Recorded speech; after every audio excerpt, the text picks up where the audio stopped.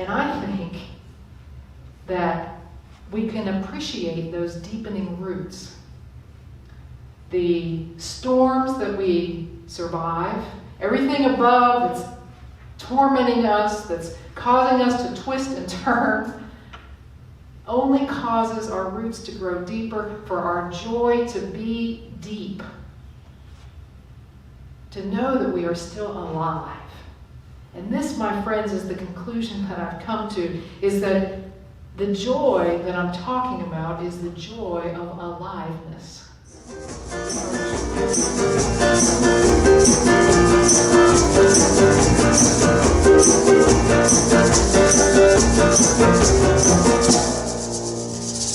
So I've been talking about this. I love this time of year, talking about the Advent season, because there's so much to, I like the connection to the Christian community. I like the, do you want to do the, okay, sorry.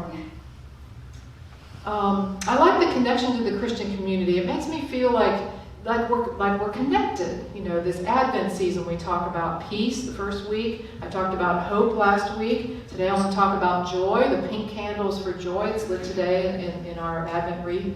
And of course, next week I'll be talking about love. And there's always something new for me to talk about, even though it's the same things every year. There's always something new. When I went back and looked at my messages from last year, I thought, oh no, that's not going to work this year. And it's not going to work because it's not where I am. And just like you are, things change. You're always in a different place at the same time.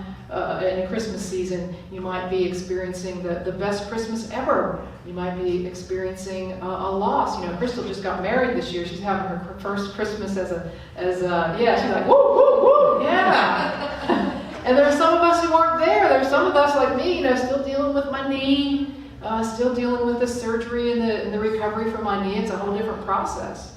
And somewhere in between, if we're dealing with grief or difficulty. So I love looking at these same ideas and knowing that this is a prepare ye the way of the Lord type of thing. This is a preparing ourselves to elevate our mind and hearts to a different level. Okay, that's what prepare ye the way of the Lord is about, to elevate my own understanding, to elevate my heart so I see from a different perspective. And that's what I've been talking about. And using the Christmas story in Matthew and Luke as the basis for that, as a jumping off point. And what are the writers really trying to let us know? Well, this week, like I said, I'm talking about joy. And it's tough finding the word joy in the Christmas story, believe it or not. Of course, the angel Gabriel came to Mary and said, I bring you good tidings of great joy, when the angel announced that to Mary. But to find joy in the scripture was, I had to kind of look between the lines. I had to kind of look between the lines to find it. But I did find it in the story of Matthew, chapter 2, when talking about the wise men, or in this case, the band of scholars. Okay, that's what it's called in the Message Bible, this band of scholars.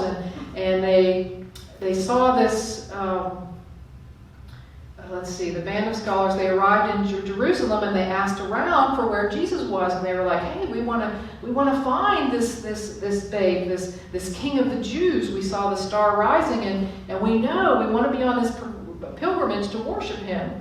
And you know the story from last week. I told you Herod was was worried about this new king being born and trying to get the scholars from the east, or the wise men, trying to get them to let him know where he was so Herod could take care of that challenge. But here's what happened. They set off and they were following the star that they had seen in the eastern sky, and it led them until it hovered over the place where Jesus was. And they could hardly contain themselves, and they were in the right place, and they had arrived at the right time, and they entered the house, and they saw the child in the arms of Mary, and they were overcome, and they kneeled down and they worshipped him.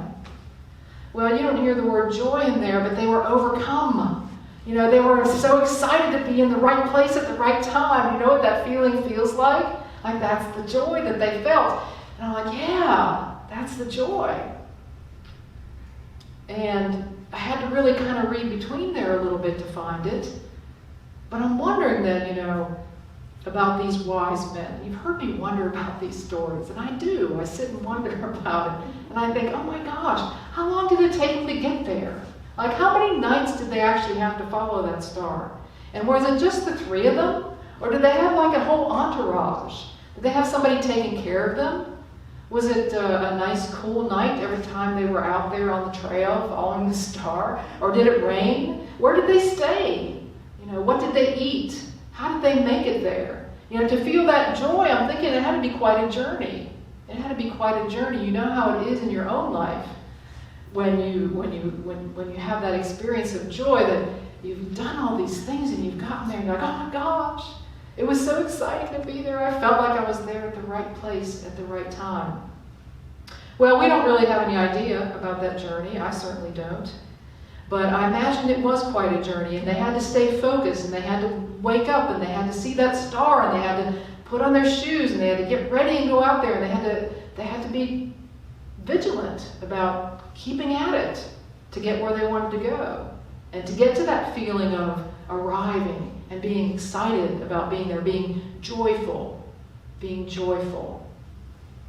So I'm wondering what this has to say about my life. What does it have to say about your life? What's this idea of joy about? And it's not this joy about something happening. I don't think it was a joy that they were finding about necessarily finding Jesus. It was this joy that welled up from inside of them at the excitement of having had this experience of being there. This joy that wells up. I think that's what this joy is about. That's what I'm being guided to understand. That it doesn't come from this outer thing, that it's this joy from the inside. And I've been thinking about joy like I think about hope. Remember last week I talked about hope and how it can seem really elusive. Like there's, unless things are really good out here, unless things are really happening out here, unless my life is really going on all cylinders, how could I possibly be joyful? How could that be? But if we rely on all this out here being okay before we are joyful, before we are hopeful, then we let the outer circumstances control whether there is joy in our life or not. And a lot of times the things out here are beyond our control. They are beyond our control. You agree? So, what is this joy? What is this joy that we can choose? Look at your card. It says, today I choose joy. Like, how in the world can that happen? No matter what, how can I choose joy? Well, I think this joy is the kind of joy that springs from grateful appreciation of things like being alive. Like the joy that springs from just being alive, from taking a deep, cool breath. What about that? Like, that's a joy that comes from the inside. Like, what about the joy that comes from realizing? When you realize, after having a dark night of the soul, that you are not alone, that you are loved and cared for. What about the joy that rises from a hot cup of soup or an ice-cold drink? Like, what about that joy that rises up? I'm thinking that's the kind of thing I'm talking about. That's the kind of thing that we can choose. That we have the ability to choose that joy. I think also joy springs from relief. And it really ties into what I talked about last week. When you have hopefulness, when you realize that there is a way, that you will find your way, isn't that a relief? And doesn't deep joy spring from that? I think so. I think deep joy springs from a relief that I will find my way, that I will know. And I think peace, what I talked about the first week, is the same thing. What more precious is there than peace of mind, than peace in my heart? And doesn't deep joy spring from that? I think so. It's the kind of joy that brings tears to your eyes for things like the kindness of a stranger or the touch of someone you love. Just that sweet touch, that sweet little kiss on the cheek. That joy, that deep joy. Because Joy isn't something that's superficial. It's not about some stuff we have. It is that deep thing. And here's another joy that I think about. It's the joy of knowing God. There's a joy in knowing that there's something greater than just this physical life that we live. There's something greater going on here. There's something more wonderful going on. And in fact, there's something we can rely on that's greater than what's happening in the world. And that is spirit. That is the divine. That is God itself. I mean, talk about a relief. In my life, it is. That soul, that soulful joy. That's joy that springs from my soul. Even if we're worn down and feeling worn down by life and feeling like we're struggling and feeling like we are unsure, I think we can find joy. I think we can choose joy. Let me read you something from the Daily Reader. God, the Daily Reader's almost done. Is anybody still reading Mark Nepo? We talked about that at the beginning of the year. This is something that reminded me of what joy might feel like. It might not first sound that way, but hear me out. We start out, in other words, our life, we start out thin and green. And each time the sky grows dark, we think we will break. But the downpour makes us grow, though never straight, always twisting for the light, and strangely, the more we reach above the earth, the deeper something in us fingers its way down. And it is this, our unseen fingerings, reaching for the core, that keeps us from blowing away. Our roots thicken and deepen and spread to bear our weight of living in the world. Ah, yes. And I think that we can appreciate those deepening roots. The storms that we survive, everything above that's tormenting us, that's causing us to twist and turn, only causes our roots to grow deeper, for our joy to be deep. To know that we are still alive.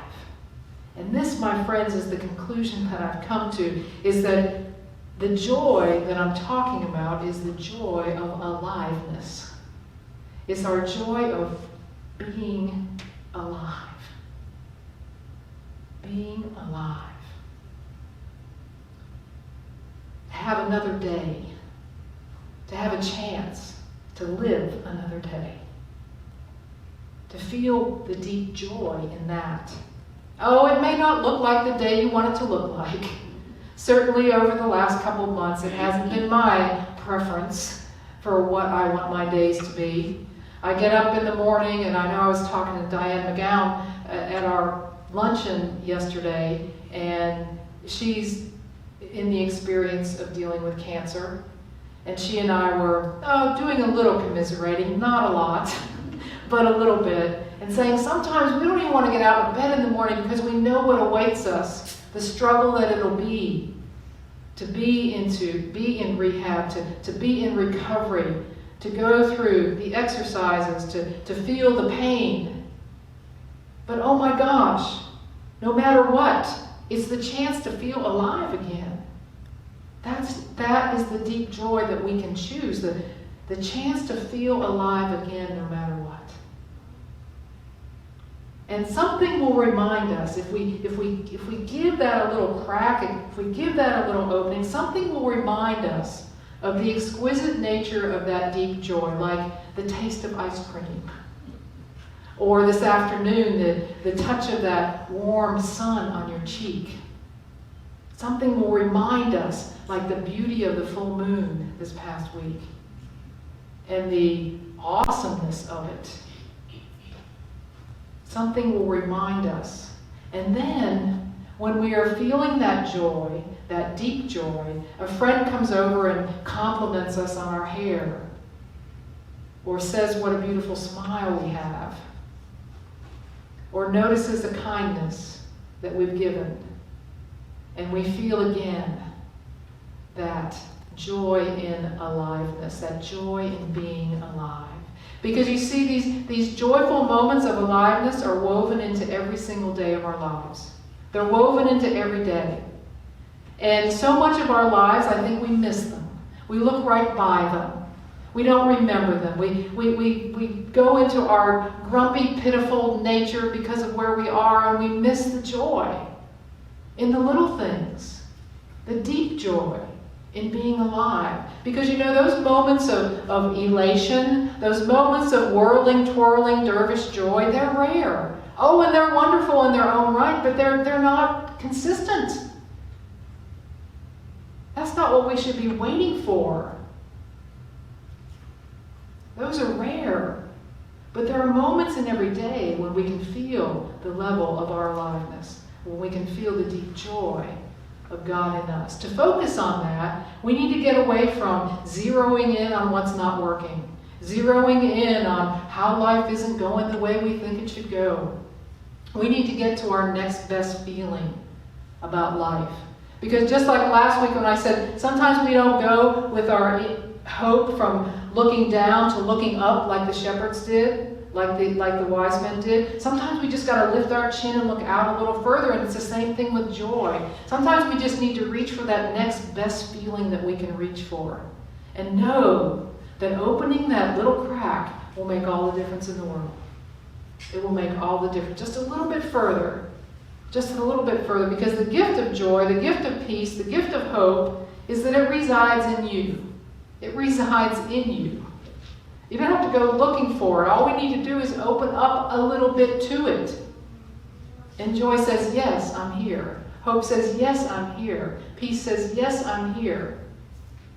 That's how you prepare ye the way of the Lord, by opening just a little bit up to it. That's all. We don't have to go the whole way. We don't have to go from my knee hurts and I'm not feeling well to this. I just need to look out a little further. I just need to accept that ice cream tastes so good. And that sun feels so good on my face. And that to be alive is an amazing miracle itself. An amazing and magnificent miracle itself. And that's all I really need to give it a chance. So the affirmation today is, I am filled with joy in my aliveness. I am filled with joy in my aliveness. Let's say that together. I am filled with joy in my aliveness. That's how we can choose joy. You say, how can I choose joy every day? I can choose joy in my aliveness. In my aliveness. So today, I light the pink candle for joy. And really not for joy, but of joy. This candle to remember that joy resides in me, that where it springs from the depths of my soul. It springs from the joy in the aliveness, and that it brings me and carries me to bliss. So I am filled with joy in my aliveness. So during meditation today, I'll invite you, as we've been doing during Advent, to come forward and light a candle. I've written the affirmation for you here so that you recall that, or use an affirmation of your own. And to recall, and claim, I am filled with joy in my aliveness. So we go into meditation.